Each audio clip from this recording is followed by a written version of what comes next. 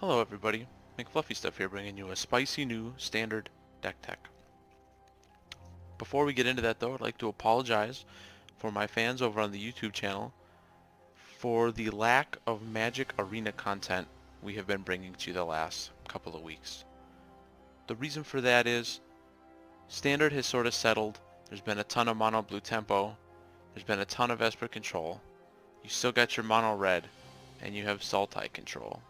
Or a Sultai mid-range I should say, and you really don't see much of anything else. So it's been very hard for me to get motivated to try to bring you new content when it's more of the same and have it feel fresh. So on that, I apologize. Hopefully here we'll start brewing some more spicy stuff, bringing you more deck techs, hopefully some more gameplay footage.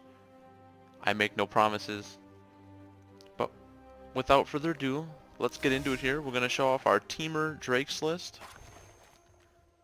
And here we go. So we got 3 Dive Down, 4 Opt, 4 Terramander, 3 Spell Pierce, 4 Shock, 4 Chart the Course, 4 Lava Coil, 4 Discovery Dispersal, 4 Crackling Drake, 2 Niv Mizzet, 3 Hydroid Crasis. For the lands we have 3 Island, 2 Mountains, 4 Steam Vents, 4 Sulphur Falls, 1 Rootbound Crag, 1 Stomping Ground, 3 Breeding Pool, and 3 Hinterland Harbor. Now, as you can see here, we play the Hydroid Crasis over the Enigma Drakes. The reason for that is Hydroid Crasis is just such a good card. In this deck, Hydroid Crasis actually helps you kind of get resettled up, help you dig for your Crackling Drakes late game, help you find your Niv Mizzet and hopefully turn the corner. The card's been really good, and I think right now Hydroid Crasis is kind of the it card in standard. If you can try to jam it into a deck, it might be worth testing. So far this deck has been pretty good for us. As you can see, it is pretty much a cut and dry Is It Drakes list with the small splash of green for the Hydroid Crasis. But the Crasis for us has been phenomenal so far. It has definitely pulled its weight.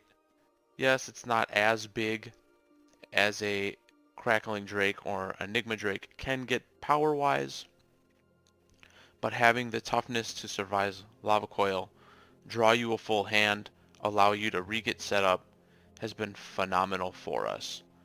The deck functions pretty well, just on the back of the Crackling Drake and the Niv Mizzet, so the Hydroid is just a little extra bonus. We do play the 4th Discovery Dispersal to make sure that we can actually kind of get through our deck here. But so far it's tested very well for us. Now for the sideboard here, we got 2 Disdainful Stroke, 2 Negate, 3 Fiery Cannonade, 2 Crushing Canopy, 2 Rel, Is It Viceroy, 2 Banefire, and it's supposed to be 2 Entrancing Melodies. We currently only have 1. Entrancing Melodies turning out to be a very solid bulk rare, if you will. Being able to steal rival Hydroid Crasises for 2 mana is insane. This card could maybe be slid into the main. I'm not really sure about that yet. I haven't tested it. Banefire is a great way to just end games.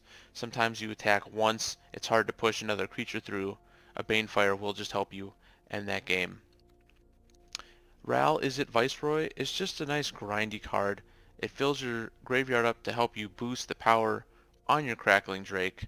It helps you find your threats. Being able to be used the -3 as a removal spell is quite good. And the -8 emblem is pretty solid as well. It's a good way to end a game. You just gotta kind of count the cards left in your deck. The 2 Crushing Canopy have actually been fantastic for a couple of reasons. One, the destroying creature with flying is really good right now, being able to shoot things like Doom Whisperer, Hydroid Crasis, Rival Drakes is solid. And right now I think Standard is a must answer enchantments format with things like Ixalan's Binding, Seal Away, Gift of Paradise, Wilderness Reclamation. There's so many enchantments that need answering. Having extra protection in the sideboard with Crushing Canopy is very strong.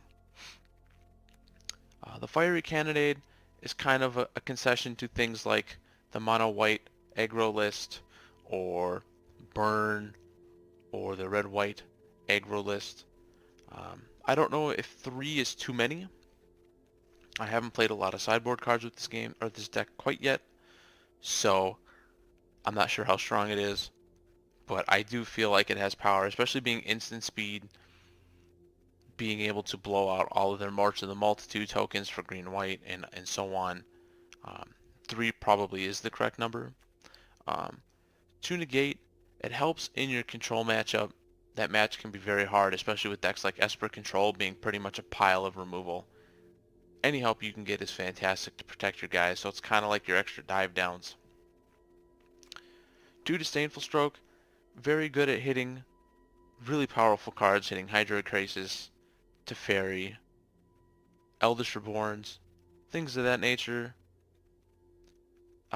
It's a card that doesn't always come in, but I do like having a pair of them in most blue sideboards right now for standard. Now I know some people are going to say, well, why not just have 4 dive downs? I don't feel like 4 is necessary. I like to try to be a more proactive deck with this instead of being a reactive deck, and you'll have too many games where you'll draw a dive down and you'll just want it to be anything else. You got to be able to draw some form of gas. Like I said, this deck has been testing very well for us. You do have some clunky draws where you'll get like a Stomping Ground Rootbound Crag as your only lands to start. That is an auto mull. It's only happened once, but the game it did, it kind of scared me off the Hydroid Krasis a little bit. I still think Hydroid Krasis is just too good of a card to not try to play if you can, and I feel like it fits very well into the shell. If you're looking to play something a little different over the next couple of weeks for standard, and you love the Drakes list, I recommend giving this a whirl. Hydroid Krasis has been so good for me, and I'm sure it'll be great for you as well. If you liked the video, please like the video. Leave me a comment down below if there's something in this deck you would change. Subscribe to the channel to get more Magic Arena content. And feel free to go over to our Twitch. It's down below in our description. Leave a follow over there. We stream right now 4 nights a week. We're always doing stuff and things. We do Magic, we do Hearthstone. Right now we're going through Borderlands 1. But I'd like to thank you for watching.